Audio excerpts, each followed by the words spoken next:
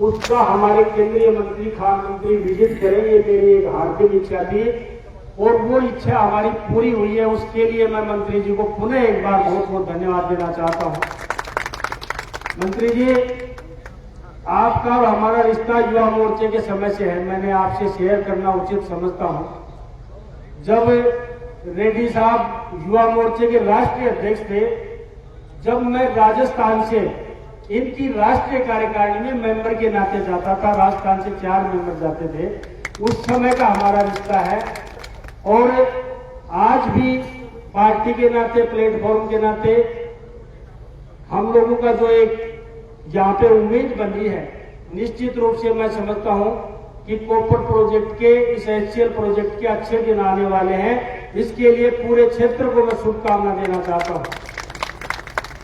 मैं ज्यादा निवेदन नहीं करता हूं, सब कामगार बैठे हैं। रेड्डी साहब का स्वागत करने के बाद मैं हमारे जिला कलेक्टर साहब हैं, उनका भी स्वागत करता हूं। हमारे यहाँ के ईडी हैं गुप्ता जी, उनका भी स्वागत करता हूं। और हमारे चेयरमैन साहब हैं घनश्याम जी, उनका भी स्वागत करता हूं। और अन्य जो अधिकारी हैं और कामगार लोग हैं, उनका भी स्वागत करने के नाते आप लोगों से रूबरू होने का मौका मिला है, कई दिन से हार्दिक इच्छा थी। मैं मंत्री जी आपसे निवेदन करना चाहता हूं, मैं यहाँ किसी के लिए कुछ भी गलत कहने के लिए या किसी का बुरा करने के लिए खड़ा हुआ नहीं हूं, लेकिन ये प्रोजेक्ट एशिया का सबसे सेफ प्रोजेक्ट है। मैंने आपको एक बीच रास्ते में भी बताया था, आज तक इस प्रोजेक्ट के अंदर सिर्फ एक कैजुअलिटी हुई है, वो भी गत कुछ महीनों पहले दुर्भाग्यवश, वरना एशिया का सबसे सेफ माइंस और यहाँ की क्वालिटी तांबे की सबसे अच्छी, लेकिन फिर भी किन्हीं कारणों की वजह से इस प्रोजेक्ट का ये जो दशा हो रही है, मैं उसके लिए सिर्फ और सिर्फ कांग्रेस गवर्नमेंट को जिम्मेदार मानता हूं। और हमारा जो दुर्भाग्य था कि एक कालखंड ऐसा आया था जिस वक्त हमारे जिले से सांसद चुन के जाने वाले माननीय शीशराम जी ओला, स्वर्गीय शीशराम जी ओला माइनिंग मिनिस्टर हुआ करते थे। जब लोगों को उम्मीद बनी थी कि एक प्रोजेक्ट पुनर्जीवित होगा, लेकिन वो सपना साकार नहीं हो चुका।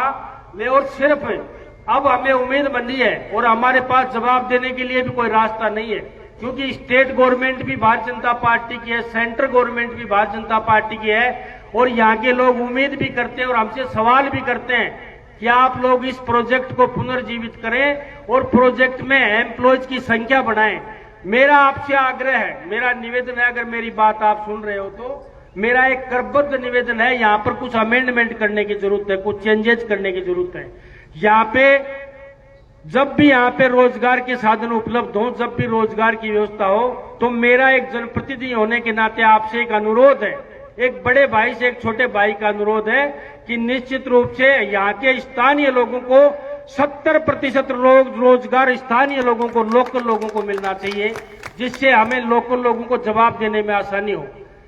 और इस प्रोजेक्ट के बारे में मैं क्या बताऊं, आप सब लोग तो इसमें काम करने वाले हो, ये कोई आम पब्लिक नहीं है जो मुझे कुछ बताना पड़े। आप कामगार हो, आपके अधिकारी यहाँ पे बैठे हैं, आपके मंत्री जी यहाँ पे बैठे हैं, इसलिए मुझे इसके बारे में विस्तृत रूप से बताने की जरूरत नहीं है। मेरा निवेदन यह है, यहाँ के जन कल्याणकारी जो भी फैसले हों, जो भी आपके डिपार्टमेंट के अंदरूनी फैसले हों, वो आप करते रहिए। प्रोडक्शन बढ़ाने का फैसला करते रहिए, इनकम बढ़ाने का फैसला करते रहिए, रेवेन्यू जनरेट करने के फैसले करते रहिए, लेकिन जो पब्लिक इंटरेस्ट के जो मुद्दे हैं उनमें यहाँ के स्थानीय प्रतिनिधियों का शामिल होना आवश्यक है। वो ना हम पब्लिक को जवाब क्या दें, या अंदरूनी रूप से क्या चलता है, हम जनप्रतिनिधियों को कुछ पता नहीं चलता है। ये मेरा दूसरा निवेदन है। निवेदन तो काफी है, लेकिन ये प्रोग्राम पब्लिक का प्रोग्राम नहीं है, ये जर्नल पॉलिटिकल प्रोग्राम नहीं है। ये विजिट आपकी सरकारी विजिट है। आपने बड़े गौर से हर चीज को देखा है, हर चीज को समझा है, अधिकारियों से पूछा है। उसके लिए मैं पूरा माइन्यूट स्टडी कर रहा था शुरू से और आखिरी तक। आपके मन में इस प्रोजेक्ट को पुनर्जीवित, दोबारा चालू पुनर्जीवित करने की क्षमता है और आप इच्छा रखते हैं, इसलिए मैं आपसे आग्रह करता हूं, अगर इस शेखावाटी को, इस झुंझुनू, सीकर और चूरू के लोगों को अगर आप कुछ देना चाहते हैं और विशेष रूप से खेतड़ी के लोगों को अगर कोई सौगात देना चाहते हैं, तो इस प्लांट में, इसमें जो भी चीजें हो सकती हैं, जो डेवलपमेंट हो सकता है वो करें, निश्चित रूप से करें, जिससे आपका आना यहाँ पे सार्थक हो और लोग याद रखें कि एक माइनिंग मिनिस्टर बने थे जी किशन जी रेड्डी, और उन्हें दोबारा आके इस प्लांट को पुनर्जीवित किया और लोगों को रोजगार के साधन उपलब्ध कराए। ऐसा मैं आप लोगों से उम्मीद करता हूं। मैं इन कामगारों से रेड्डी साहब मिलता रहता हूं, इनकी जो भी समस्या होती है मैं इनके बीच में 24 घंटे खड़ा रहता हूं। और मैं ये कोई एहसान के बदले नहीं कह रहा हूं, मैं एक जनप्रतिनिधि हूं, मेरा फर्ज है, मेरा कर्म है, मेरा धर्म है, इसलिए मैं उसको निभाता हूं। इनकी समस्या होती है, मैनेजमेंट से बात करता हूं, और ऐसा नहीं है कि मैनेजमेंट हमें कोऑपरेट नहीं करता, और इनके सामने नहीं कह रहा हूं, मैनेजमेंट भी हमको कोऑपरेट करता है, लेकिन जो ये पब्लिक इंटरेस्ट की चीजें हैं उनमें हमारा इन्वॉल्वमेंट हो तो हम जनता को जवाब देने में, जनता के लिए कुछ अच्छा करने में कामयाब हो जाएंगे। इससे ऐसा मैं उम्मीद करता हूं, आशा करता हूं। जब हमका ये केस आपका हादसा हुआ, जो लिफ्ट वाला हादसा हुआ, कलेक्टर साहब को धन्यवाद देना चाहता हूं, तत्कालीन एसडीएम महोदय को धन्यवाद देना चाहता हूं, उस टाइम पुलिस प्रशासन को धन्यवाद देना चाहता हूं कि दिन रात एक करके पूरी रात हम लोग गेट पे खड़े रहे, सोए नहीं, खाए नहीं, और फिर भी लोगों की दुआएं की भगवान से, और जो संसाधन उपलब्ध कराने थे सब लोगों ने संसाधन उपलब्ध कराया। जब हम लोग आपके लिए दिन रात एक करते हैं, जब आपको जरूरत पड़ती है हम लोग खड़े रहते हैं, तो लोगों को जरूरत पड़े तो इस कॉपर प्रोजेक्ट के प्रत्येक एम्प्लॉय का और अधिकारी का एक वो बनता है, फर्ज बनता है, कर्म बनता है कि वो लोग भी हमारे साथ खड़े रहें। तो हम लोग मिलकर काम करेंगे और नई दिशा में इस प्लांट को खड़ा करने की कोशिश करेंगे। हमें जहां जाना होगा और जिधर जाना होगा हम निश्चित रूप से जाएंगे। कई बातें हैं जो अगर दिल्ली हम लोग, जो अगर मेरा जाना हुआ और श्रीमान जी से मिलना हुआ तो हम लोग आपको अवगत कराएंगे। निश्चित रूप से मैं भगवान से प्रार्थना करता हूं और आपसे प्रार्थना करता हूं, इस प्लांट के लिए कुछ कीजिए, कुछ अच्छा कीजिए, जिससे हम लोगों को भी और आप लोगों को भी याद रखें। मोदी जी का जो विजन है उसके लिए भी मैं आप लोगों से कहना चाहता हूं, कुछ अच्छा करना चाहते हैं, मोदी जी का विजन है उसके हिसाब से ये काम होना चाहिए।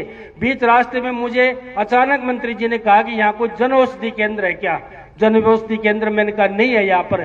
तुरंत कहा कि या तो ये पीएससी चालू है इसमें खुलाओ, वरना एक क्वार्टर खाली करके उसमें तुरंत एक जन औषधि केंद्र खुलवाओ, जिससे लोगों को सस्ती दवाई मिले और अच्छी दवाई मिले।